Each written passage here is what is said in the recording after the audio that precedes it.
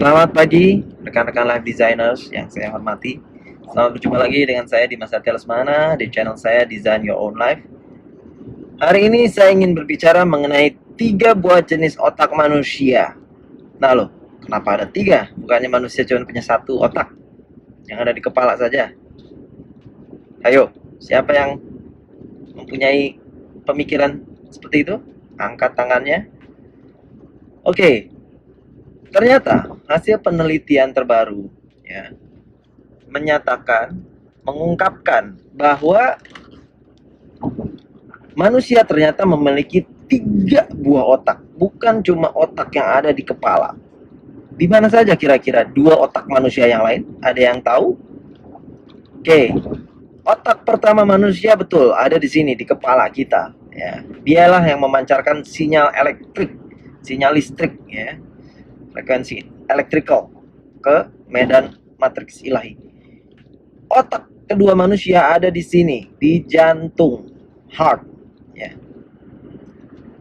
Jantung kita ternyata mempunyai sistem sel saraf sendiri, dan sistem sel saraf ini terbentuk lebih dulu daripada otak kita. Jadi otak pertama kita sebenarnya adalah di hati, di perasaan, di jantung kita.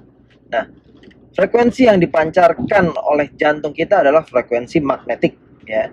Jadi antara otak yang ada di kepala dan otak yang ada di hati, ketika dia koheren menyatu, dia akan memancarkan sinyal elektromagnetik, ya, yang bisa sampai 9 meter jaraknya kalau dia benar-benar. Ya, apabila sinyal tersebut memancar sedemikian kuatnya, dia akan memancarkan gelombang elektromagnetik, ya, sangat besar sekali ininya, jangkauannya. Nah, itu 2 jenis otak manusia. Tapi ternyata ada 1 lagi jenis otak manusia, otak ketiga manusia. Ada yang tahu di mana lokasi otak ketiga manusia tersebut? Ya, jawabannya ada di perut. Di perut, saudara-saudara. Perut manusia mempunyai sistem sel saraf sendiri juga. Ya. Dan ini yang disebut dengan gut brain. Gut, trust your gut kalau orang bule, ya. Percaya gut kamu apa? Gut itu kalau diterjemahkan secara bebas itu nyali. Jadi begitu otak kita sudah selaras dengan jantung kita, dengan perasaan kita, hal selanjutnya yang perlu dilakukan apa? Mengambil tindakan. Mengambil tindakan memerlukan nyali, memerlukan gut. Itulah fungsi gut brain, otak perut. Nah, disinilah letak pentingnya otak perut manusia. Ya, otak perut manusia ini yang akan menentukan kita punya nyali tidak untuk menjalankan, untuk mengeksekusi apa yang sudah selaras antara di pikiran dengan di perasaan, emosi, dan pemikiran kita. Dan saat pemikiran kita sudah selaras dengan emosi kita di jantung, lalu kita hanya berdiam diri, tidak mengambil tindakan, tidak mempunyai nyali, tidak mempunyai gut untuk mengambil tindakan atau action, maka apa yang sudah selaras ada antara di sini di kepala dengan di hati itu akan otomatis tercancel karena Anda tidak mengambil tindakan, Anda tidak punya nyali, Anda tidak memantaskan diri Anda atau melayakkan diri Anda untuk meraih atau mencapai apa yang sudah Anda selaraskan di otak dan di perasaan atau di jantung hati Anda. So, buat teman-teman, apabila kita sudah berhasil mengkoherenkan antara otak yang ada di kepala dengan otak yang ada di jantung atau di hati, di perasaan, di emosi kita, tapi kita tidak memiliki gut, tidak memiliki nyali, tidak memiliki intuisi untuk berubah, untuk mengambil tindakan dan lain sebagainya, then you will back to zero. Kamu akan kembali lagi ke nol. Karena apa? Karena tanpa tindakan yang kamu ambil, apa yang selaras di pikiran dan di perasaan tersebut tidak akan pernah terjadi, ya. So, memang betul penting bagi kita untuk menyelaraskan, untuk mengkoherenkan antara apa yang ada di kepala dengan apa yang ada di hati atau apa yang di perasaan. Tapi kunci ketiga untuk manifestasi adalah mengambil tindakan.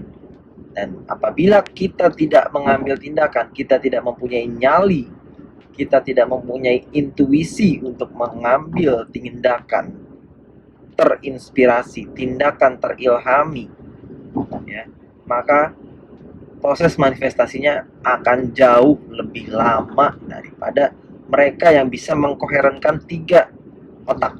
Otak ini, otak hati, dan otak perut. Nah, tugas kita adalah mengkoherenkan ketiganya. Bagaimana sinyal elektrik di otak, sinyal magnetik di jantung, dan sinyal spiritual yang ada di perut, ya, sinyal nyali kita itu bisa memancar keluar, bisa mengeksitasikan atom di level kuantum sana. Oke? Oke, jadi buat teman-teman sudah mulai paham ya, ternyata kita punya 3 otak di tubuh kita saat ini. Ya. Ingat, kunci manifestasi alam semesta adalah 369 sesuai kata Nikola Tesla. Ya. 369 ini kalau kita rasiokan perbandingan otak jantung, otak kepala, dan otak perut kita itu ukurannya kurang lebih 369. Kalau ukuran hati kita 3, maka ukuran otak kita 6. Dan ukuran otak di perut kita itu 9, lebih besar lagi. Jadi memang 369 inilah yang perlu kita koherenkan, kita perlu untuk selaraskan, kita harmoniskan agar ketiga otak ini berfungsi secara sempurna, agar mekanisme hukum tarik-menarik yang didasarkan atas hukum vibrasi bekerja dengan sempurna, mengeksitasikan atom di level matriks ilahiyah yang tidak terlihat, merubah sesuatu yang tidak terlihat menjadi realita. Dan yang paling penting adalah bagi kita pada saat kita sudah menyelaraskan ketiganya, kita hanya bisa mengontrol prosesnya. Ingat, manusia hanya bisa mengontrol proses. Kita hanya bisa menikmati proses, menjalaninya, mengambil tindakan, menyelaraskan antara pikiran dan perasaan, tapi kita tidak akan pernah bisa mengontrol output atau hasilnya. Jadi jangan melekat terhadap hasil. Anda pengen punya rumah misalnya, Anda boleh berorientasi terhadap hasil. Pagi-pagi Anda visualisasi, siang hari Anda visualisasi, malam hari Anda visualisasi, itu Anda berorientasi. Tapi Anda tidak boleh melekat, Anda tidak boleh memaksa bahwa itu adalah yang terbaik untuk Anda. No, karena bisa jadi yang dikabulkan Tuhan itu adalah apa yang terbaik untuk Anda. Bisa jadi Anda mendapatkan rumah tersebut, tapi kalau Tuhan menginginkan Anda memiliki rumah yang lebih baik, gimana? Kita tidak boleh memaksakan atau melekat terhadap hasil. Yang bisa kita kontrol hanya prosesnya, ya.